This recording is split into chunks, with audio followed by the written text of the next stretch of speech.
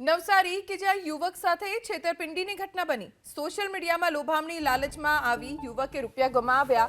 ટ્રેડિંગની લોભામણી લાલચમાં 1 કરોડ 68 લાખની છેતરપિંડીની ફરિયાદ નોંધવામાં આવી છે। એપ્લિકેશનના માધ્યમથી જુદા જુદા ખાતામાં રૂપિયા જમા કરાવ્યા। રૂપિયા પાછા ન આવતા સાયબર ક્રાઇમમાં છેતરપિંડીની ફરિયાદ નોંધાવતા સાયબર ક્રાઇમે તપાસ શરૂ કરી છે। ટ્રેડિંગની લોભામણી લાલચમાં આવીને એક યુવકે 1 કરોડ 68 લાખ રૂપિયા તેમાં રોક્યા અને પછી ખબર પડી કે તેની સાથે છેતરપિંડી થઈ છે, જેથી ફરિયાદ નોંધાવી। સાયબર ક્રાઇમમાં ફરિયાદ નોંધાવતા પોલીસે પણ હવે તપાસ શરૂ કરી છે।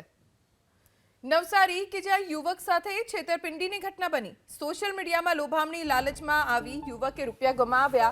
ટ્રેડિંગની લોભામણી લાલચમાં 1 કરોડ 68 લાખની છેતરપિંડીની ફરિયાદ નોંધવામાં આવી છે।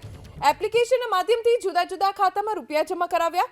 રૂપિયા પાછા ન આવતા સાયબર ક્રાઇમમાં છેતરપિંડીની ફરિયાદ નોંધાવતા સાયબર ક્રાઇમે તપાસ શરૂ કરી છે।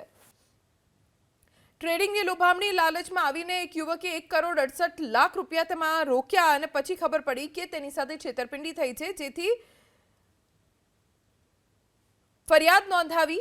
સાયબર ક્રાઇમમાં ફરિયાદ નોંધાવતા પોલીસે પણ હવે તપાસ શરૂ કરી છે।